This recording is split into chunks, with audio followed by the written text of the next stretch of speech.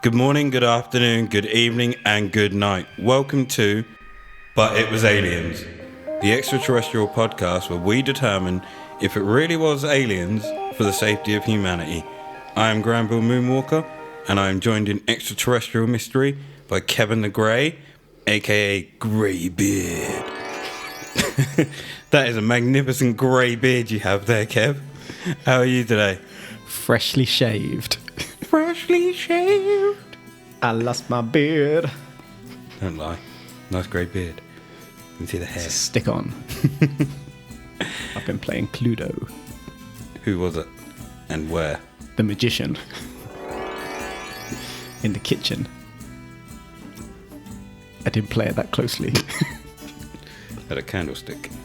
Right. At the start of each podcast, we will quote a line from a film involving aliens. Whoever is first to DM us with not only the film title, but the character too, you will get a shout out and get to pick the next film that we quote for a future episode. Today's quote is an easy one. They mostly come at night. Mostly. Now that that's done,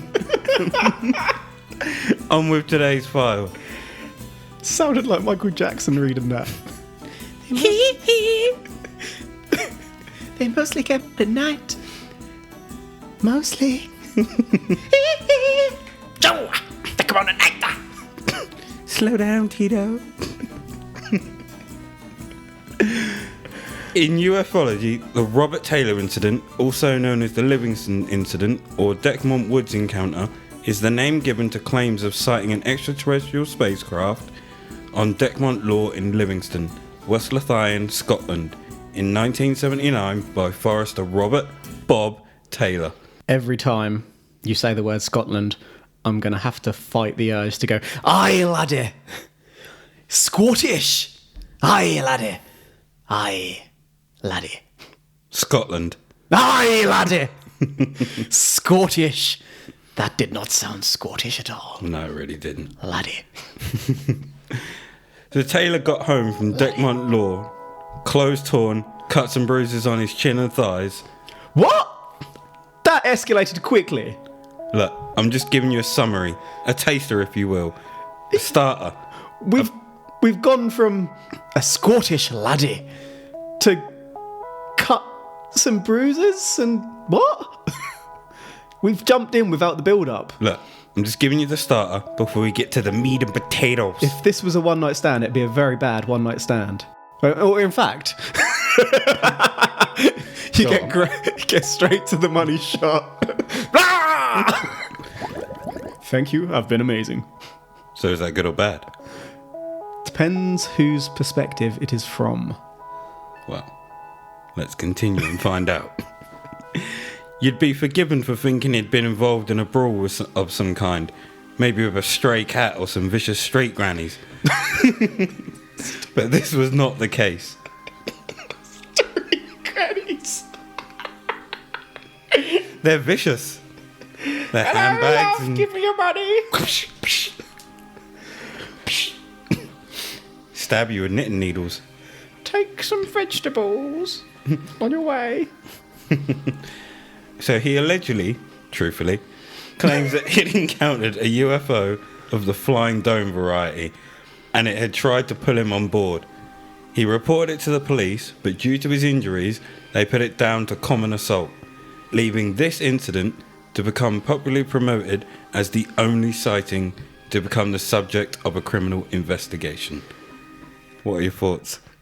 I'm waiting for the potatoes. How'd you like them? Mashed.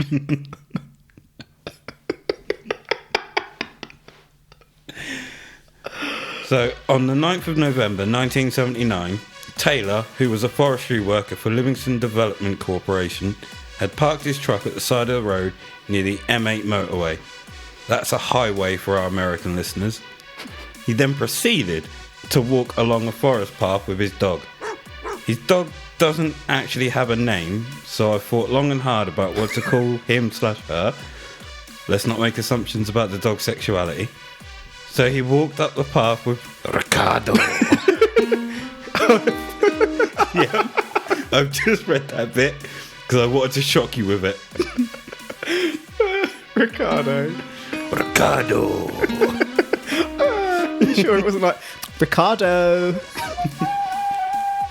No, it's Ricardo. I've never met a dog that sounds like that. Then you clearly never met Ricardo. So Taylor reports that he saw a flying dome approximately 7 yards in diameter hovering above the forest floor in a clearing about 530 yards from his truck. God, I hope there's some more Ricardo. The object was a dark metallic colour with a sandpaper-like texture and also had an outer rim with small propellers. He could sense a burning smell similar to burning brakes, but before he knew it, he'd been grabbed. What? He was grabbed. Wait, where was he? He was in the forest. So he was looking at a dome overhead, then he'd been grabbed. No, so he followed it into the forest, parked his truck, walked in, and was looking at it, and then he got grabbed. In a forest. By smaller spheres that resembled sea mines. What? What? Sea mines? Sea mines He was grabbed by a sphere. that resembled sea mines. Spheres don't have arms to grab people with. Well, they grabbed him nonetheless. And they started to drag him towards the larger object, and it was at this point that Taylor lost consciousness. When he later awoke, the objects had gone and he was unable to start his truck. So he started his long walk back to his home in Livingston. What are your thoughts? Right, so we've got a man. What, who does he live with? And Ricardo. We've got a man and his dog. His potentially Latin American dog. Who's he live with? Ricardo. Is there And his anyone- wife. Okay, so we've got a man who's ventured out into a forest with his dog. Say the dog's name. Ricardo. There you go. And then, did you say he headed back home? Or After the incident, when he awoke. So he awoke with cuts and bruises and ripped clothes Yes. in a forest, Yes. and then went home. yes. Can you see what I'm thinking? Ricardo. This man went dogging in a forest. And he got That his- is not where my mind went. He went dogging in a forest and he got his clothes a little bit ripped by the forest, having a roll around in the bushes in a forest bush. Where did you think my mind went? Sounds really bad. Rape. Wait, was he raping or rapey? Rapey. That could also have happened, but I'm thinking I'm thinking way off into the distance here, like what the culmination of the story is. I'm thinking he's had an incident in the bushes, gone home, told his missus that it was aliens. Oh, I see. Well, actually, what he's done is gone and f***ed someone. And he's used aliens as an excuse. But if he was raped, and this is absolutely horrid, but would he see aliens as less embarrassing than admitting that that happened to him? Depends how big of a guy he is. How big of a guy raped him? Oh, poor man. I just meant how big Taylor is, not the guy. What sort of dog was Ricardo? Doesn't actually say. So you don't have a picture of Ricardo? No, unfortunately not. All we can do is imagine Ricardo. Looks like. So when Taylor returned home, his wife called the police and a doctor to tend to his wounds.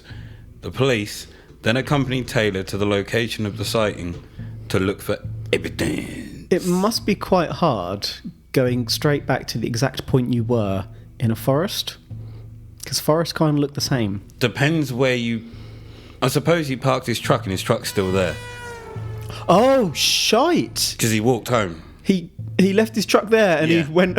Why did he leave his truck? Because it wouldn't start. Oh, I was so focused on Ricardo. I feel like you've made me tune in on Ricardo so much that I can't focus on anything else you're saying other than Ricardo. So what you're telling me Bloody. is that you were infatuated with Ricardo. He's getting deeper. You were seduced by Ricardo. Ricardo. I was seduced by Ricardo. I'll accept it. So they found ladder-shaped marks where Taylor claims he saw the object, and other marks which Taylor says came from the smaller sea mine objects. After witnessing the evidence, the police saw fit to record the matter as criminal assault. Ah. So, what way are you swaying at the moment? Well, the fact it's been recorded as assault is leading you back towards the... I feel like I need to stop saying rape, but it sounds a little bit rapey. But who assaulted him? Well, if he's... Ricardo! Because depending on what type of dog Ricardo was, wouldn't you think it would try to protect its master? Then why didn't it? He's covered in cuts, bruises and ripped clothes. Who knows? I'm Maybe. all over the place here. I'm not seeing the extraterrestrialness so far, but I'm definitely all over the place with my other theories. There's nothing definitive thus far. Wait, how do we even know if it was aliens, if it was spheres? That could be the Russians. Sorry, what? They're always working on Spheres? new technology to mess with the Americans. It could have been the Americans messing with the Russians via Scotland laddie. Right, so I'm going to ignore everything you just said and get back to the story. Ricardo. So since this encounter, the story has garnered a lot of attention among ufologists and has led to a plaque being erected at the truthfully alleged site. This is the picture. If you can take a look, Kev, you can see the plaque and where it is. Okay, bear with me 1 second whilst I have a real close look at this picture. I can't read the writing on the plaque. No, that could be neither can anything. I. It looks tiny though, doesn't That could it? say, Ricardo was here. I mean, they say they erected a plaque. What they've done is just kind of... I was about Slung to, a I was piece about of to say metal. stapled it to a rock. They've slung, Just drilled it to a rock. literally slung a metal plate at a rock. And that's how it's landed. And then someone's graffitied on it in Old English. Maybe it was Ricardo. Now this may help sway you towards the truth. UFologist and author Malcolm Robinson accepts Taylor's story and believes this could be one of the few genuine cases of a UFO encounter. Here's a little background on Malcolm Robinson so you know how legit this guy is. The fact you've said this makes me feel like he's going to be anything but legit. He's the sort of guy who sees Uri Geller bending a spoon and he's like, he's a f***ing wizard! This guy is legit. He's too legit to quit. Come on then, hit me with So, it. Malcolm was the first Scotsman Aye, to laddie. a lecture on UFOs in America when he lectured at the 18th Annual International UFO Conference in Laughlin, Nevada, 2009. So he's hardcore into aliens. Probably the kind of guy who's going to be looking for any slight... He's hardcore. Yeah, okay. Malcolm was the first Scotsman to give a lecture Aye, laddie! on UFOs in Holland, France and Ireland. So he likes giving lectures, we've established. Yeah. We have. Malcolm is one of only a handful of people on this planet who have been down into the murky depths of Loch Ness in a submarine back in 1994. One of the only. One of the only. Surely there must have been a lot of people by this point who have been to look for Nessie. One of the only. Meanwhile, is he suggesting that Nessie is an alien? One of the only. One of the many I'm going to lean towards there. Do you reckon one of the others was Ricardo? Did he take this bloke's dog? I've even forgotten the bloke's name. All I can think of is Ricardo! You mean Robert? That's the one. I was thinking Peter for some The reason. next, movie mogul Steven Spielberg wanted to help Malcolm catch the Loch Ness Monster, but the plan sadly fell through. Steven Spielberg. Catch... Had they actually... We haven't even proved that the Loch Ness Monster is real. How are they going to catch it if they can't even see it? Steven Spielberg thinks it's real. He'd make a movie about it. Movie. I'm going to go over here and watch a movie. Yeah, baby. I'm laughing at this next one. So, Malcolm has been slapped by a ghost, what? had his hair pulled Wait, by a what? ghost, and kicked by a ghost on a number of investigations. What? So not only does this guy... he's into the paranormal, not just aliens. Not only does he hunt aliens, he goes after ghosts. He's a ghost hunter. He's seen sparkling lights in a haunted bedroom, and the lights looked like a kid's hand that had held a November 5th sparkler.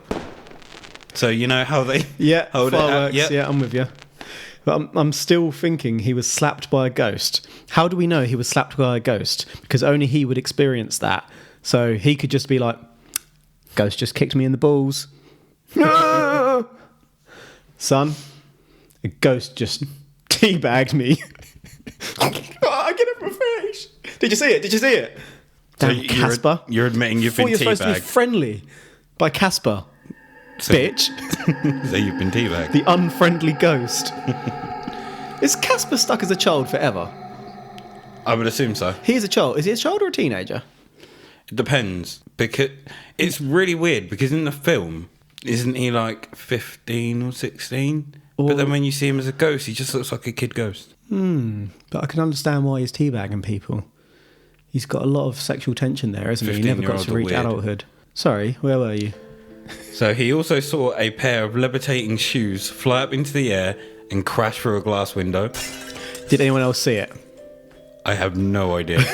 But I think someone just threw this- a pair of shoes. Is this guy like the host of Most Haunted? It's an orb!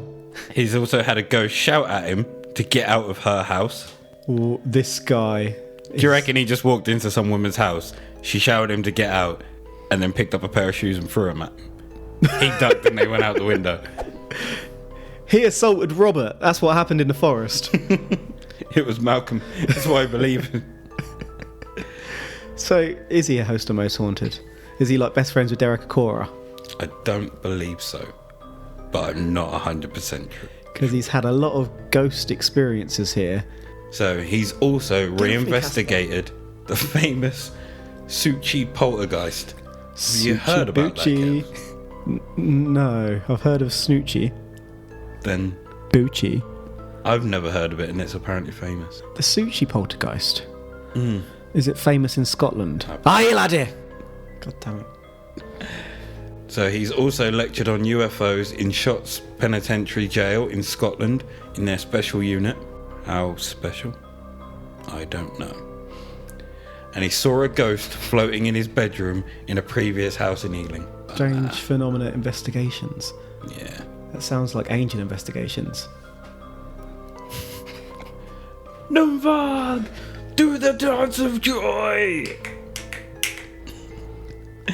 So he's seen spiritual lights above a lady who had been raped by a ghost. Yes, that is exactly what I said. I was going to ask you to repeat that to be sure. What's a spiritual light? I'm guessing like a faint light Why don't they say... Why's he got to put spiritual on there? because He's it's a adding spirit. context that isn't there, isn't he? I don't trust this man. So Malcolm set out on a crusade to prove that these things, Crusade. UFOs and ghosts, did not exist. But like all things in life, once you get your hands dirty and get right into the nitty gritty, Malcolm soon saw that things were even stranger than he could imagine. He did not set out to prove they don't exist. So I got this little line from IMDb, I think, or somewhere. I can't remember. It might have been Amazon, like clicking on one of his books where it tells you all about him. Can you remember in the South Park film where they took the piss out of Rob Schneider? And they Vaguely. kept doing movie trailers about Rob Schneider. Yeah. Rob Schneider is a stapler. Schneider. Just reading that out aloud just reminds me of that. All these weird Set things. out on a crusade. He's seen a chest of drawers rise into the air, float over to him, and drop at his feet, which was followed by an intense blast of freezing cold air. And he was also the chief investigator into the Bonnybridge wave of UFO sightings in central Scotland, Aye, laddie! working with TV crews from Bristol to Bombay. So he was the chief So and Bombay. only investigator. Bombay bad boy. The only Bombay bad boy investigator. So, what do you think of all this, Kev? You've just convinced me that he's a Burke, basically. he's Googled a bunch of incidents and then claimed that he's actually investigated them, which is nothing like what we do. When we learn of something, we get involved. We go to interview the people. We check out the scenery. We go deep. We probe. That's what we do. This man has done none of that. I mean, sometimes we steal their pets. Like, Ricardo. He's got it in his head that exists. So he's gone out to do everything he can to prove that exists. He's set up a camera, filming an empty space in a room, and then thrown some shoes across it. It's been like, crikey! There goes some flying shoes. Yeah, no. I can't even remember what he was supposed to be doing. All I remember is Ricardo! Ricardo. So he's big in the paranormal world, and he believes that this is one of Yeah. true That's the one. UFO. Now, this is the part where we turn to science. And in 1979, a skeptic by the name of Stuart Campbell, who went on to receive a bachelor's degree in mathematics and science in A 83, man of science. This man sounds trustable. he visited a site with police to try and debunk this UFO theory. What do you mean, try? I feel like his reputableness is teetering on the edge of a cliff here. You sure? So he found out that a local? I really can't talk today. He found out a local waiter. He found out that a local waiter was there and he was going to give him some meat and potatoes. So he found out that a local water authority had laid a cable duct within 100... Have you laid a cable lately? I have. With 100 foot of the clearing and in a field adjoining the site. He found some PVC pipes and he came to the conclusion that the marks on the ground were caused by the work that had been done. He was also advised on the case by Patricia Hannaford, founder of the Edinburgh University UFO Research Society. Never realised that a university would have a UFO Research Society.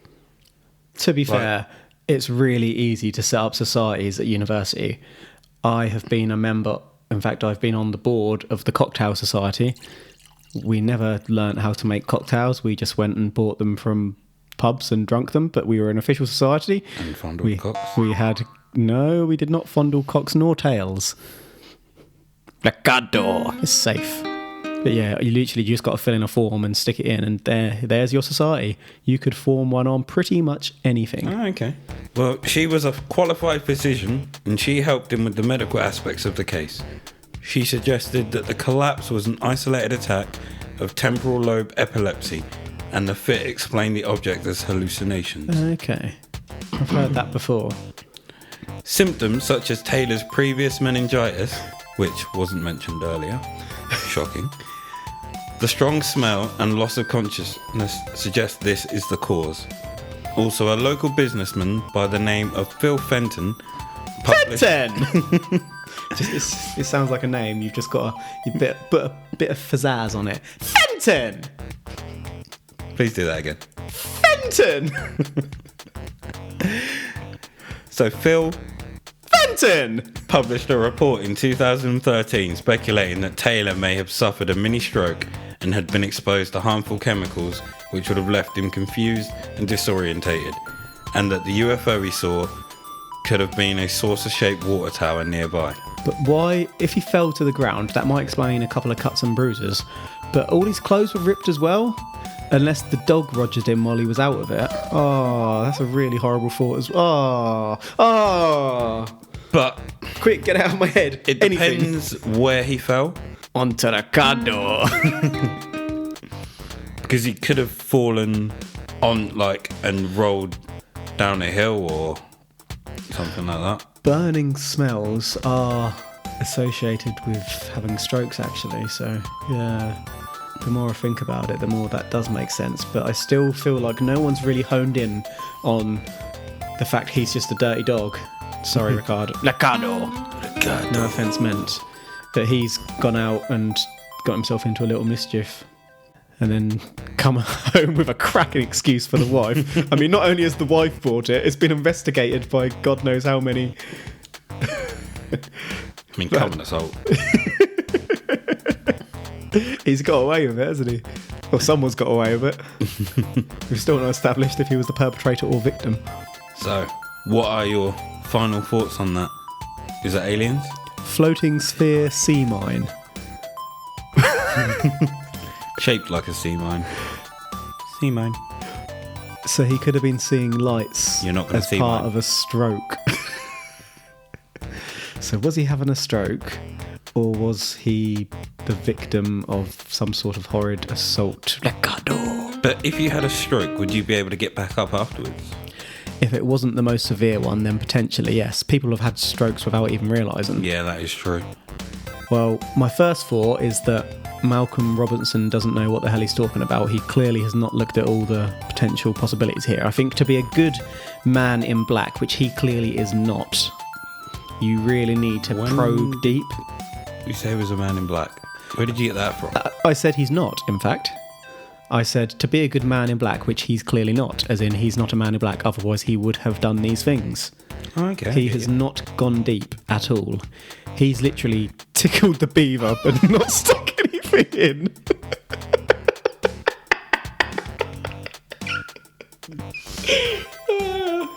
So he scratched the surface. He's, yeah.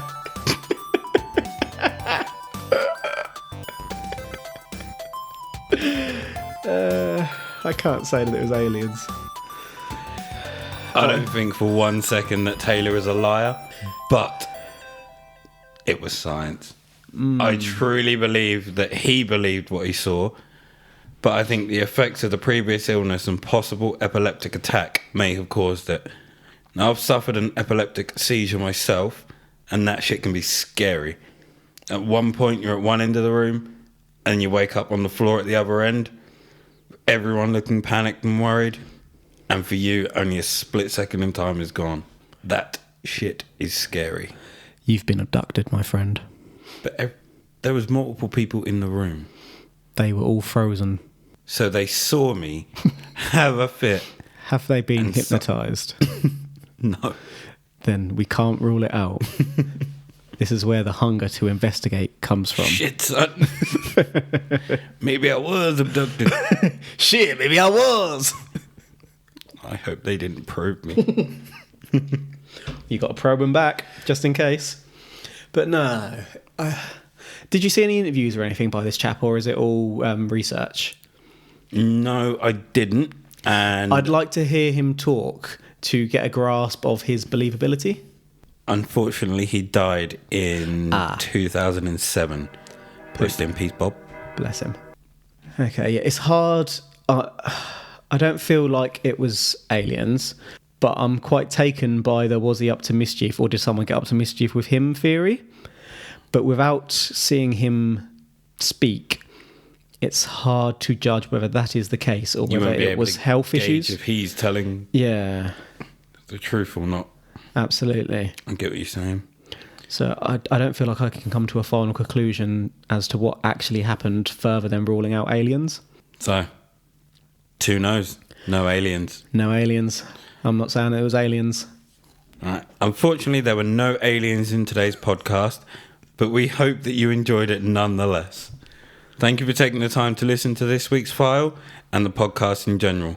You can follow us at But It Was Aliens Podcast on Instagram, But It Was Aliens on Twitter, or if there's a visit you'd like us to, hashtag probe. You can email us at butitwasaliens@gmail.com. Think your car is an alien? Think an alien is hiding under your bed? Think that person that you're tugging it to over there is an alien? The person over there that you're tugging it to. Someone's sitting in the corner of the room and you're beating off. Oh. Oh, Have you been to jail? no.